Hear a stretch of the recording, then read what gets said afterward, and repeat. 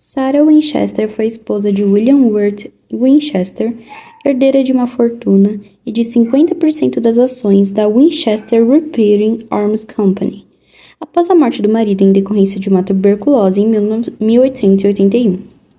Ela acreditava que espíritos a matariam se ela não completasse a construção de uma mansão na Califórnia. Desde sua morte, a caótica mansão tornou-se uma popular atração turística, conhecida por muitas escadarias e corredores que levam a lugar nenhum. Olá a todos, meu nome é Melissa e esse é o podcast Papo Criminal, onde juntos vamos papear sobre diversos casos do Brasil e do mundo. O episódio de hoje vai ser um pouco diferente, pessoal, não vai ser sobre crimes e, na verdade, vai ser um caso mais misterioso e sobrenatural, que eu me interesso muito, inclusive, nesse tópico também.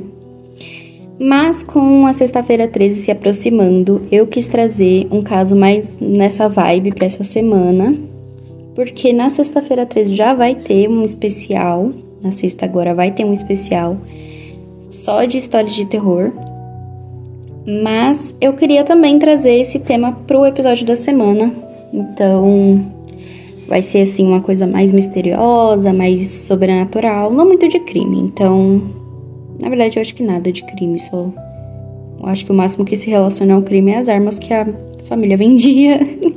Mas enfim, pessoal, eu espero que vocês gostem e eu me interesso muito nesse assunto, então se vocês gostarem eu posso fazer mais especiais assim, diferentes, além de crimes, falar um pouco desse tipo de coisa também, de histórias mais sobrenaturais e inexplicáveis.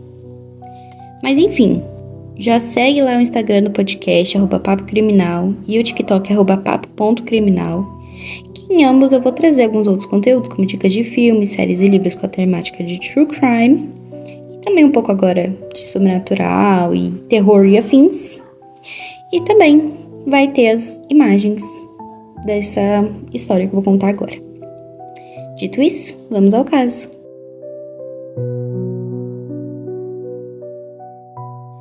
Filha de Leonard Pardee e Sarah Burns, ela nasceu em Connecticut em 1839, sendo batizada como Sarah Lockwood Pardee. Ela casou-se em 30 de setembro de 1862 em New Haven, com William Wirt Winchester, filho único de Oliver Winchester, fundador da Winchester Repeating Arms Company. As espingardas Winchester foram muito utilizadas durante a Guerra do Oeste, que teve como finalidade ocupar as terras indígenas no final do século passado. No primeiro ano em que a primeira arma foi criada, a filha pequena de Sarah com William, nascida em 12 de julho de 1862, Anne Winchester, faleceu decorrente de uma doença rara, em 1881. Sarah entrou em uma depressão profunda, não conseguindo mais engravidar. Oliver, o pai do William, morreu em 1880, seguido por William em março do ano seguinte, deixando Sarah com 50% das ações da empresa Winchester e uma renda de $1.000 por dia, equivalente, em valores de 2010, aproximadamente $22.000 diários. Enlutada, a Sarah pensou que sua família parecia estar amaldiçoada. Então ela procurou a ajuda de espiritualistas para determinar o que ela poderia fazer quanto a isso. Um médium que supostamente possuía poderes paranormais teria dito a ela que a família Winchester estava amaldiçoada pelos espíritos de todos aqueles que foram mortos por rifles Winchester, e que ela deveria se mudar para o oeste e construir uma casa para ela e para os espíritos. O médium teria dito também que Sarah morreria se interrompesse a construção da casa. Em 1884, ela mudou-se para a Califórnia e adquiriu do Dr. Robert Caldwell uma casa de campo de 8 cômodos ainda em obras, situada em um terreno de 161 acres, onde hoje, atualmente, situa-se a cidade de San José. Ela investiu imediatamente sua herança de $20 milhões na reforma e ampliação da casa, com obras realizadas 24 horas por dia, 7 dias por semana, 365 dias por ano, pelos próximos 38 anos. A milionária contratou 18 funcionários que trabalhavam incansavelmente devido à falta de um planejamento e de um arquiteto. Então a casa foi construída de uma forma super aleatória. Além disso, a residência passou por inúmeras reformas, resultando na arquitetura bagunçada. Fascinada com o número 13, ela projetou em diversos locais da mansão, que tem 13 banheiros, 13 candelabros e janela com 13 seções de vidros, entre muitos outros. Os quartos foram adicionados às paredes externas, resultando em janelas com vistas para outros quartos. Múltiplas escadas foram adicionadas com tamanhos diferentes, que sobem vários níveis e terminam abruptamente. A casa possui ainda portas que se abrem para paredes sólidas e corredores sem saída. Na virada do século, a casa chegou a ter 7 andares, 161 quartos, 47 lareiras, 2 porões, 3 elevadores e 600 portas. Lustres de ouro e prata davam um ar de elegância à residência. Dezenas de vitrais luxuosos criados pela Tiffany & Co.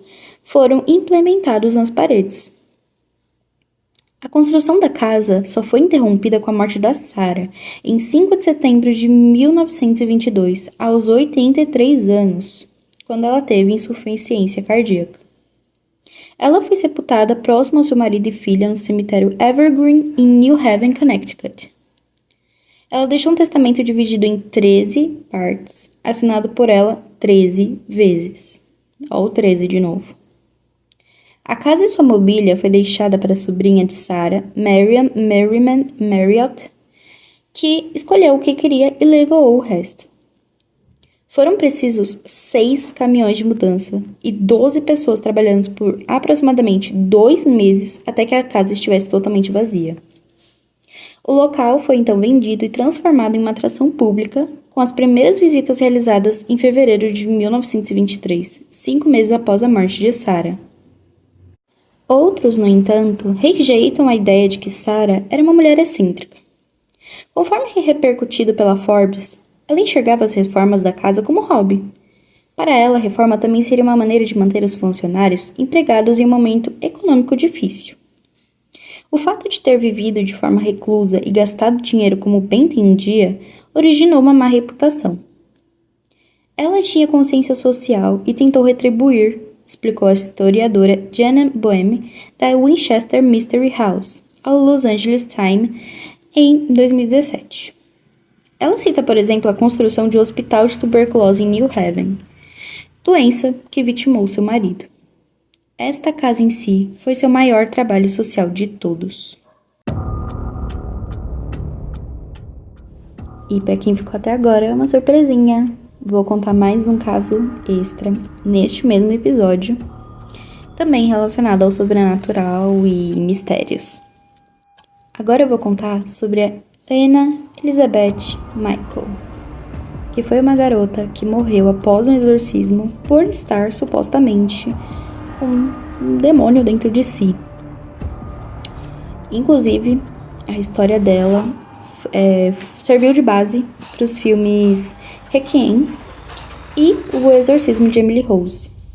Então bora lá, vai ser mais uma história de arrepiar os cabelos.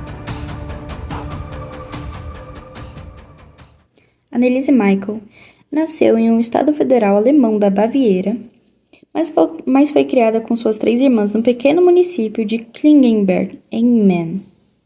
Seus pais, Anna e Joseph Michael, muito religiosos, lhe deram uma educação profundamente católica. Quando tinha 16 anos, Anneliese sofreu uma grave convulsão e foi diagnosticada com epilepsia. Logo, ela também começou a ter alucinações enquanto rezava. Em 1973, ela sofria de depressão, considerando suicídio, e começou a ouvir vozes que diziam que ela estava condenada e que iria apodrecer no inferno. O seu comportamento tornou-se cada vez mais bizarro. Ela andava nua pela casa, fazia suas necessidades em qualquer lugar, rasgava suas roupas, comia carvão e insetos como moscas e aranhas e chegou a beber sua própria urina. Depois de ser admitida em um hospital psiquiátrico, a saúde de Annelise não melhorou. Além disso, sua depressão começou até piorar. Ela começou a ficar cada vez mais frustrada com a intervenção médica que não melhorava a sua condição. Em longo termo, o tratamento médico não foi bem sucedido e seu estado, incluindo a de sua depressão, agravaram-se com o tempo. Tendo centrado toda a sua vida em torno da fé católica, Annelise começou a atribuir sua condição psiquiátrica à possessão demoníaca. Annelise tornou-se intolerante a lugares e objetos sagrados, como crucifixos, que contribuiu aos que achavam ser possessão demoníaca. Ao longo do curso dos ritos religiosos, Annelise sofreu muito. Foram prescritos a ela medicamentos antipsicóticos que ela pode ou não ter parado de tomar. A gente não tem essa informação. Em junho de 1970, Annelise sofreu uma terceira convulsão no hospital psiquiátrico e, neste momento, foi prescrito pela primeira vez anticonvulsionantes. O nome dessa droga não é conhecido e não trouxe alívio imediato aos sintomas de Annelise. Mas ela continuou falando sobre o que ela chamou de faces do diabo, vistas por ela durante vários momentos do dia.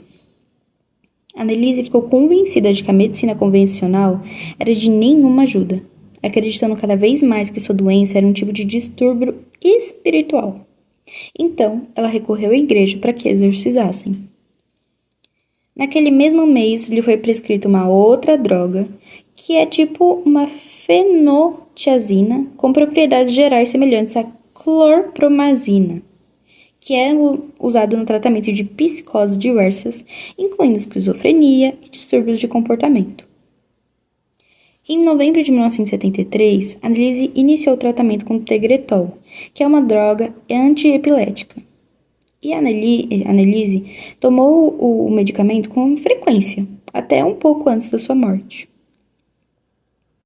Annelise fez sua peregrinação a San Damiano, com um bom amigo da família, Terren, quem regularmente organizava peregrinações para lugares santos não reconhecidos oficialmente pela Igreja Católica. Como Annelise era incapaz de passar por um crucifixo e se recusava a beber a água de uma nascente sagrada, seu acompanhante concluiu que ela estava sofrendo de possessão demoníaca também. Tanto Annelise quanto sua família se convenceram de que ela estava realmente possuída e consultaram vários sacerdotes, pedindo um exorcismo. Os sacerdotes se recusaram, recomendaram a continuação do tratamento médico e informaram a família que a realização do exorcismo era necessária a permissão de um bispo. Eventualmente, em uma cidade próxima, se depararam com o vigário Ernest Alt, que, depois de ver Annelise, declarou que ela não parecia uma epilética e que ele não havia tendo convulsões. Ele também acreditava que a menina estava sofrendo uma possessão demoníaca. Alt pediu ao bispo para permitir um exorcismo. E em setembro de 1975, o bispo Joseph Stengel concedeu uma permissão ao padre Hens para exorcizar Annelise de acordo com o Rituale Romano de 1614, mas ordenou total sigilo sobre o caso. E o Hens realizou a primeira sessão em 24 de setembro. Depois que eles foram convencidos que era uma possessão, Annelise, seus pais e os exorcistas pararam de procurar totalmente tratamento médico e colocaram seu destino nas mãos apenas dos ritos de exorcismo. 67 sessões de exorcismo, 1 ou 2 por semana, com duração de até 4 horas, foram realizadas durante cerca de 10 meses, em 1975 e 76. A cada dia que passava, Annelise se recusava cada vez mais a comer e, a pedido da própria, os médicos não estavam mais sendo consultados. Nas sessões de exorcismo, documentadas em 40 fitas de áudio, Annelise jogava objetos contra a parede, latia como um cachorro, defecava no chão e ria estridentemente. Em um dos episódios mais bizarros, Annelise apresentou uma voz masculina e confessou que estava possuída por 6 demônios, nos quais os padres batizaram de faces do diabo: Lúcifer, Caim, Judas, Nero, Hitler e Padre Fleischmann, um padre que caiu em desgraça no século XVI.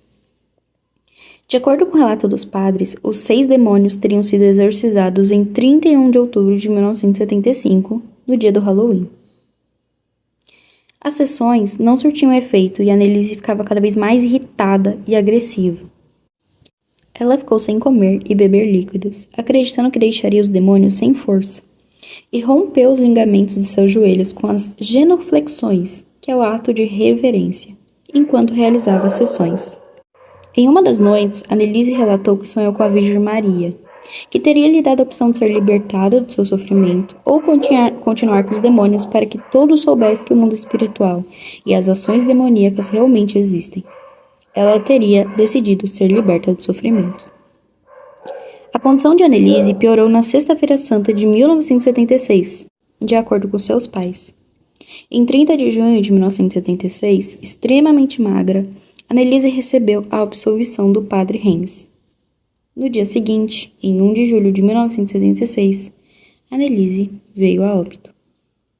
Os médicos não conseguiram determinar uma causa natural de imediato. Uma autópsia foi realizada e determinou que a causa da morte era desnutrição e desidratação, causados principalmente pelas sessões dos exorcismos, em que Annelise ficava sem comer ou beber água. O Estado abriu um inquérito para começar a investigação do caso, que ficou conhecido como Caso Klingenberg, e promoveu uma discussão entre religiosos e profissionais da saúde, onde afirmava a teoria da suposta possessão demoníaca e um caso de doença mental tratada inadequadamente. Em 30 de março de 1978, durante o julgamento, os promotores públicos responsabilizaram os padres Arnold Hens e Ernest Alt e os pais de Annelise, Anna e Joseph de homicídio culposo causado por negligência médica. Foi determinada uma sentença de 6 meses com liberdade condicional sob fiança. O bispo que autorizou o exorcismo não foi levado a julgamento pelo estado crítico de saúde e idade avançada. Quase 2 anos após a morte de Annelise, seu cadáver foi desenterrado, a desejo de seus pais, para ser passado para um caixão de carvalho. Essa foi uma desculpa para que os pais da jovem usaram para verificar como o corpo dela estava, porque uma freira chamada Carmelita do Sul, da Baviera, teria dito para eles que ela teve uma visão em que o corpo da filha ainda estava intacto. Mas os relatórios da época afirmam que o corpo exumado apresentava sim deterioração. Um fato importante para eu citar aqui é que supostamente, eu não vou confirmar porque realmente eu não sei se é real, mas dizem que é super fácil de encontrar na internet os áudios originais dos exorcismos dela. Como quando ela falou com a voz mais masculina, quando ela citou os nomes dos demônios que estavam dentro dela, esse tipo de coisa. Mas eu não vou colocar aqui, porque eu não tenho certeza se é real. Mas quem quiser procurar pode ir atrás, que assim, eu já vi várias vezes vídeos sobre isso, assim, é realmente bem estranho ouvir ela com uma voz tão grossa, assim, tão macabra, de verdade.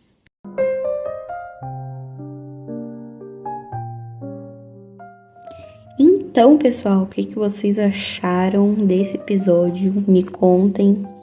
Por favor, porque eu quero começar a trazer alguns episódios também, assim, fora do dia de quarta, mas uns episódios extras focados no sobrenatural, nessas histórias, assim, mais sobrenaturais, que não tem muito a ver com crime. Mas é isso, me contem o que vocês acham. Eu sou louca pra visitar a mansão da Sarah Winchester.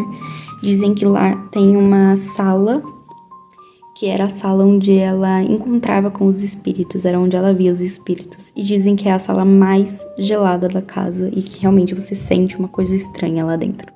Eu sou maluca pra visitar, espero um dia conseguir ir lá. Aí eu mostro tudo pra vocês. Mas enfim, é isso, pessoal. Me contem o que vocês acharam. Deixa aí nos comentários do Spotify, ou vai lá no Instagram, ou em qualquer plataforma que você esteja ouvindo. Então, até sexta nesse caso, porque teremos episódio na sexta, de sexta-feira 13. e até lá!